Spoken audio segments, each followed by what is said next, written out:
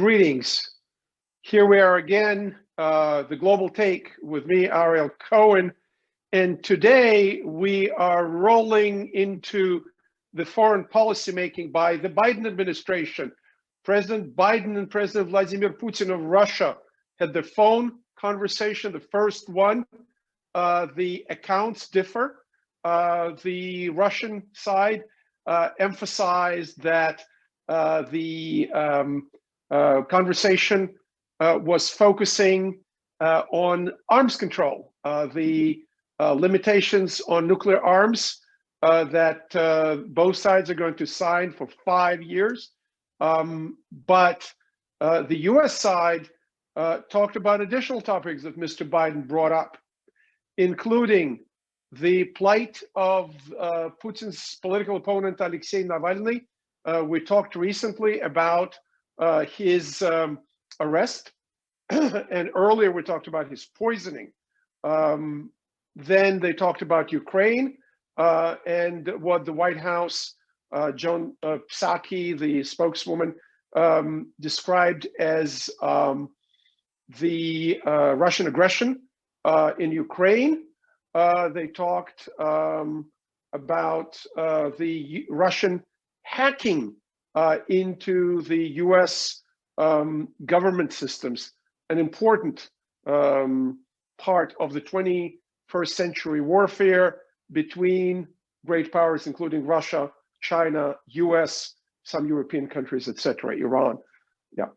So what does this all mean? There were a lot of allegations that President Trump was pro-Russian.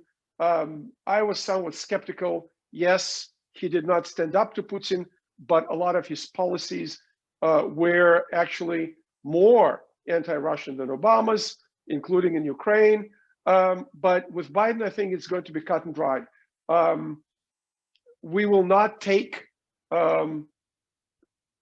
anything from Russia that is threatening the US national interests, be it electronic espionage and hacking, or Russian behavior in violation of international norms. Interestingly enough, today, Putin was speaking at the Davos Forum for the first time in 12 years. He made a pretty general speech, tried to signal that Russia is open for business, that Russia is a part of the European culture, he said, that they're open to have Europe, as he put it, from the Atlantic, from Lisbon, the capital of Portugal, to Vladivostok, the Russian port on the Pacific. So what is that? 11, 12 time zones from the Atlantic to the Pacific, including Russia, including Europe. But there is a lot of problems with that. First of all, if Russia wants to be a part of Europe, as he said, it must behave as a European country. It must not poison people. It must not invade neighbors like in the case of Ukraine, or faraway countries like in the case of Syria. So the other question I asked is, why is it that now Mr. Putin is signaling that he is open for business? And there is a couple of answers. One answer is economic. The oil prices in the low 50s are not good enough for Russia.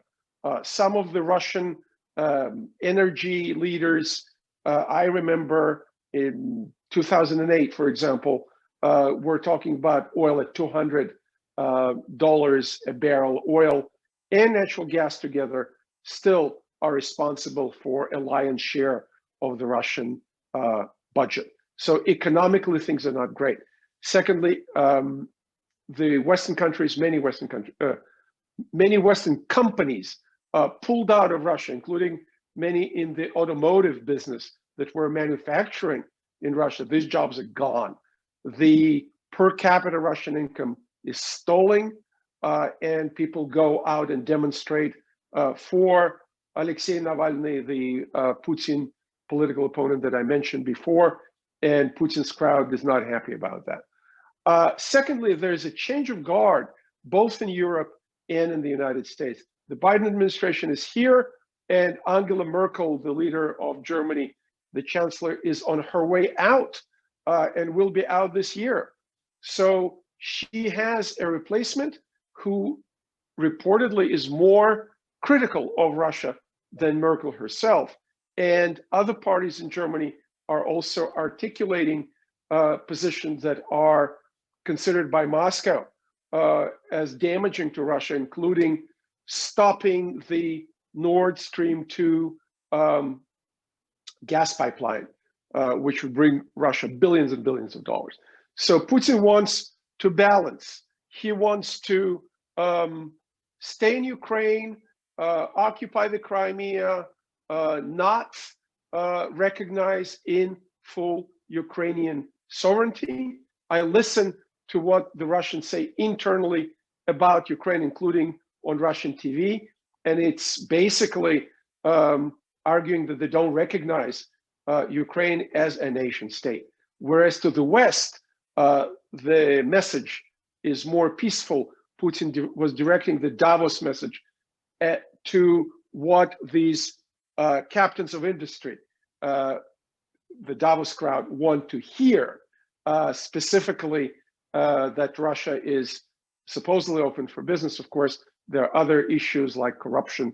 If you look at Transparency International indices, Russia is way to the bottom there in terms of corruption. So my take is, and the global take is that it will be a slog to develop a working relationship with Russia beyond arms control. And remember, we talked about it before, arms control was a centerpiece of the US-Soviet relations for the last 60 plus years. And a lot of progress was made. There was a whole system of these treaties, the START II treaty, the INF, the Intermediate Nuclear Forces Treaty, and the Biden administration that has a lot of professional diplomats who grew up during the Cold War, they will be most probably committed to continuation of arms control with Russia. But we also need to remember that the growing great power and the growing threat is not from Russia. We know that adversary. It's from China.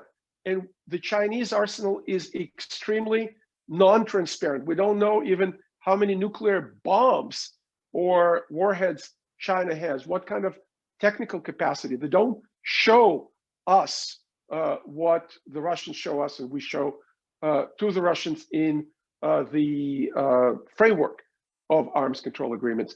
So a lot of work ahead for the Biden administration. And how are they going to push the human rights agenda, like what Mr. Biden said about letting Alexei Navalny go? I don't know. Human rights between great powers is about your leverage. What do you have that they want, or what you can do to them if they don't do what you say? And the old Soviet Union was buying a lot of grain, millions of tons of grain every year. So the US government could say, do not kill dissidents, or release Andrei Sakharov, or let the Soviet Jews go. That was the Jackson-Vanik sanctions and agreement. So our leverage today with Russia, and especially with China, is lower than it used to be between the US and the Soviet Union back in the day, in the second half of the previous century, the 20th century. So I feel strongly about protecting human rights. I call myself a human rights baby because my family could not leave the Soviet Union, and there was a whole struggle for the freedom of immigration, including specifically for my family. So I'm fully aware of that. But when you do that, you better bring a gun to the knife fight. So this is the global take, and you are welcome to subscribe to this channel and send me questions and comments. All the best. Bye-bye. Thank you for watching. Please subscribe to get more content like this.